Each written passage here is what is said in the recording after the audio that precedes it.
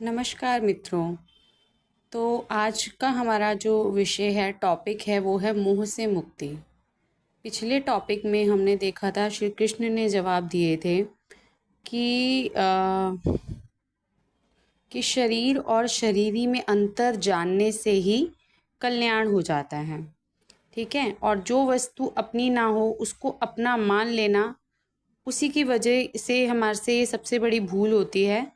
और परमात्मा हमारे साथ निरंतर रहते हैं, बल्कि जो ये संसार है ये बनता और मिटता रहता है।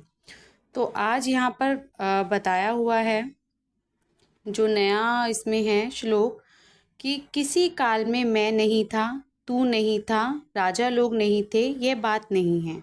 और इसके बाद भी मैं, तू, ये राजा लोग सब नहीं रहेंगे, ये बात नहीं है।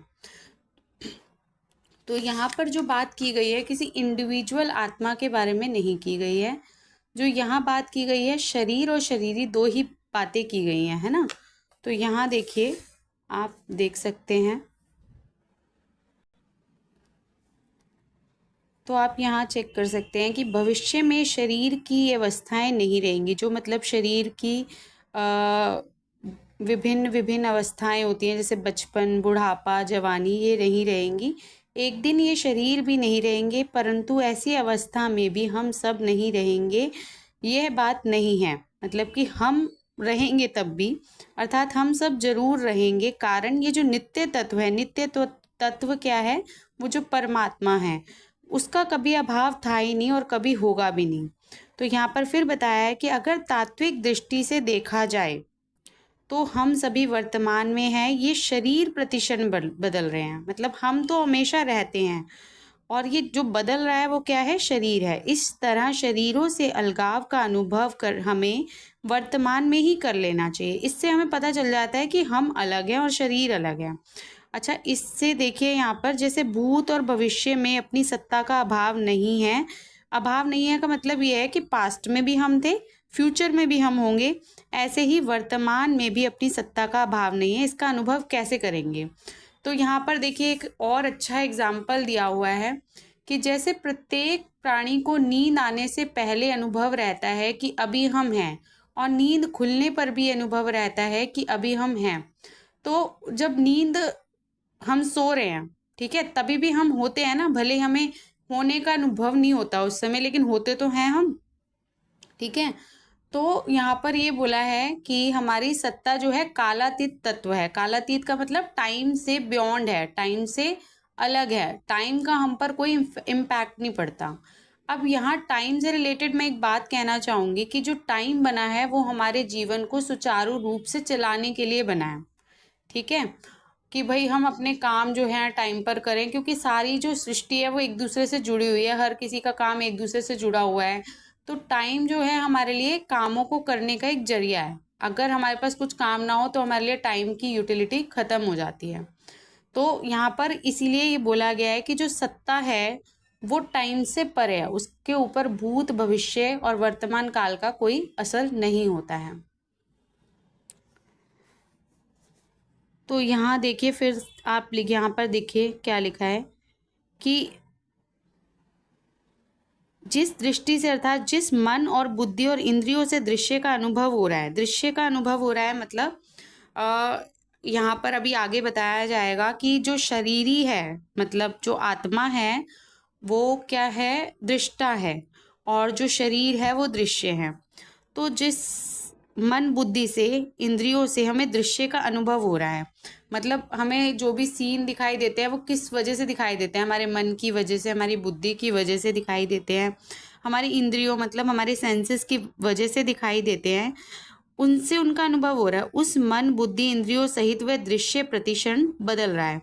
मतलब वो सीन जो है, जो हमारी लाइफ में जो सीन चलते रहते हैं, घटनाएं चलती रहती हैं, वो सीन जो है हर घड़ी बदलता है, वह एक क्षण भी स्थायी नहीं है। ऐसा होने पर भी जब स्वयं दृश्य के साथ तादात्म्य कर लेता है, तादात्म्य का मतलब है आइडेंटिफिकेशन कर लेता है, मतलब अपने आप को उस सीन के साथ जोड़ लेता है, तो वो दृष्टा अर्थात देखने वाला बन जाता है। और देखने के साधन, ये सभी एक क्षण भी स्थायी नहीं है।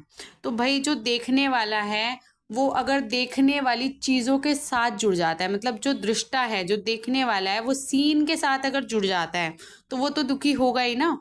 क्यों? क्योंकि सीन तो बदल जाएगा। तो इसीलिए अपना जुड़ाव नहीं करना है। तो यहाँ जो मोह से मुक्ति है, आप प्लीज़ कंफ्यूज ना हो। मोह से मुक्ति का मतलब कर्तव्य से मुक्ति नहीं है, अपने कर्तव्य से भागना नहीं है। मोह से मुक्ति का मतलब है डिटैचमेंट। डिटैचमेंट मतलब सीन्स के साथ, जो भी हमारी लाइफ में घटनाएं चल रही हैं या सीन चल रही हैं, उन सीन के साथ अटैच नहीं होना है।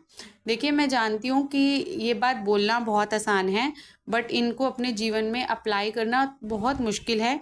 बट प्रैक्टिस के साथ अगर आप रोज़मर्रा की ज़िंदगी में छोटी छोटी चीज़ों के साथ देखें कि आपने अपने आप को किस चीज़ के साथ जोड़ रखा है या आइडेंटिफाई कर रखा है, और फिर आप उसको छोड़ने की कोशिश करें, तो रोज़ की प्रैक्टिस के साथ आप इस चीज़ को कर पाएंगे। और फिर जब आप एक दिन मोह से मुक्ति पा लेंगे तो आप खुद बहुत लाइट फील करेंगे। बट ये सब प्रैक्टिस के साथ होगा। हर चीज़ के लिए प्रैक्टिस की रिक्वायरमेंट है। तो यहाँ देखिए, देखने वाले उसके बाद यहाँ आ जाइए आप इस सीन पर।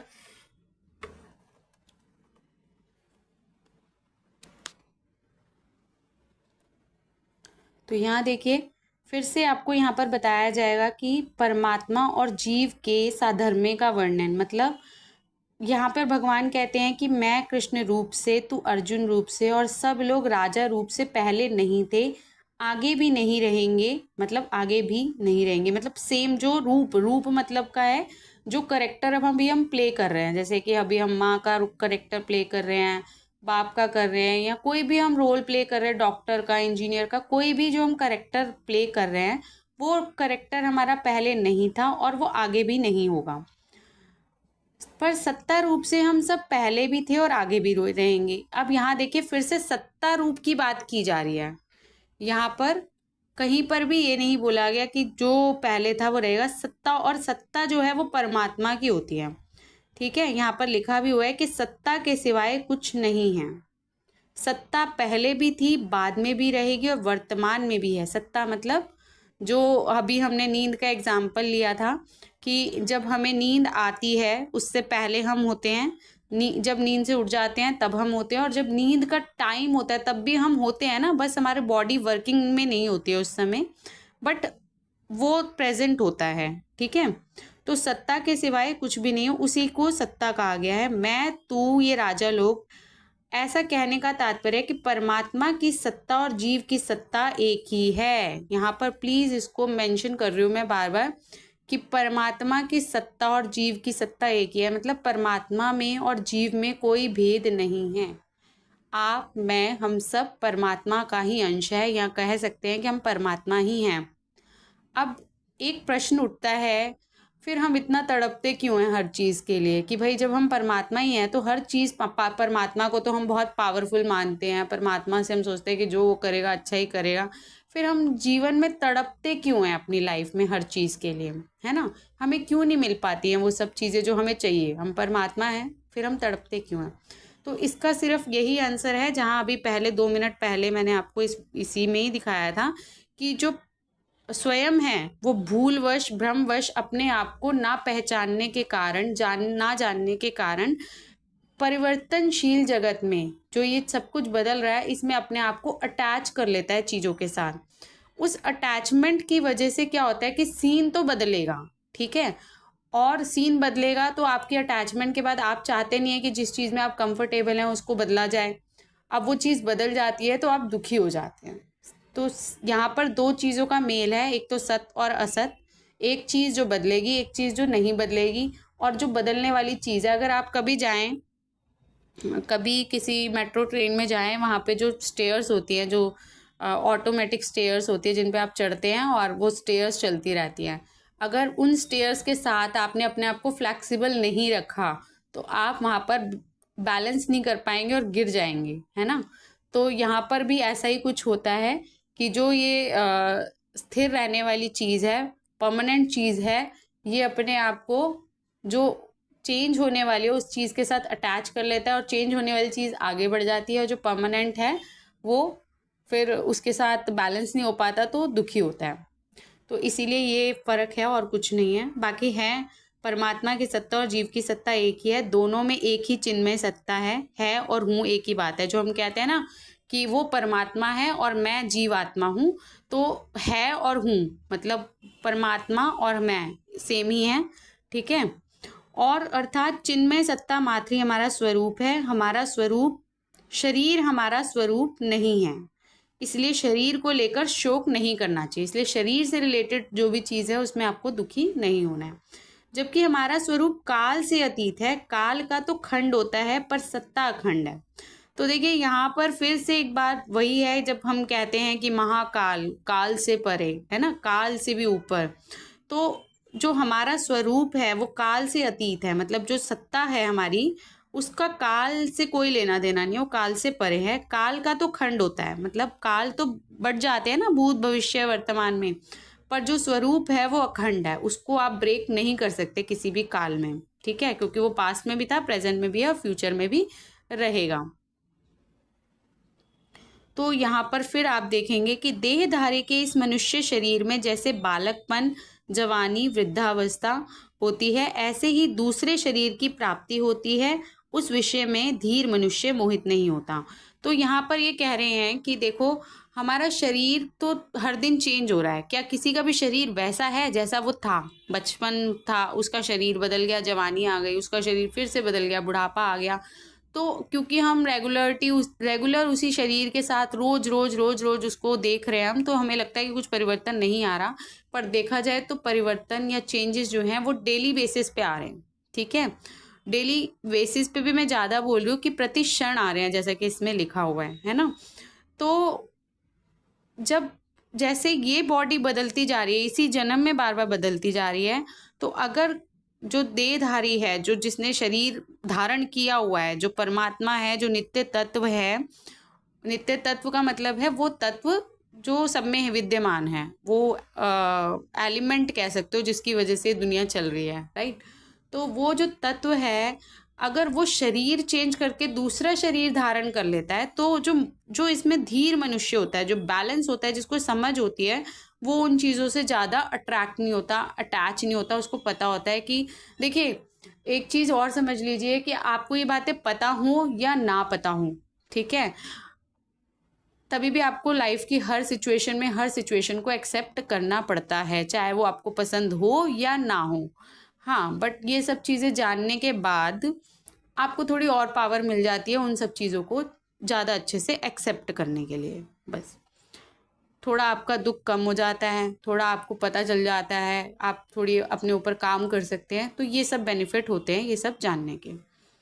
अब यहाँ फिर से देखिए कि यहाँ पर फिर बताया गया है एक चीज़ कि दो ही चीज़ें हैं, अभी तक हमने पढ़ा था कि एक तो शरीर और एक शरीरी, ठीक है ना, सत असत, ठीक है।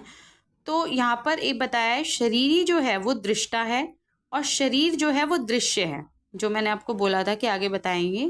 तो ये देखिए शरीरी जो है दृष्टा मतलब देखने वाला, और शरीर जो है सीन है, इस सीन शरीर के थ्रू बहुत सारे सीन घटित होते हैं। ऐसे ही जब शरीरी दूसरे शरीर में जाता है तो हमें शोक नहीं होना चाहिए, ठीक है। तो मोह से मुक्ति के बारे में हम पार्ट 2 में बात करेंगे। थोड़ा कुछ और है जो समझना ज़रूरी है, आप इस वीडियो को प्लीज़ समझें और सब्सक्राइब करें और लोगों तक भी पहुंचाएं, यही आपसे प्रार्थना है। Thank you so much.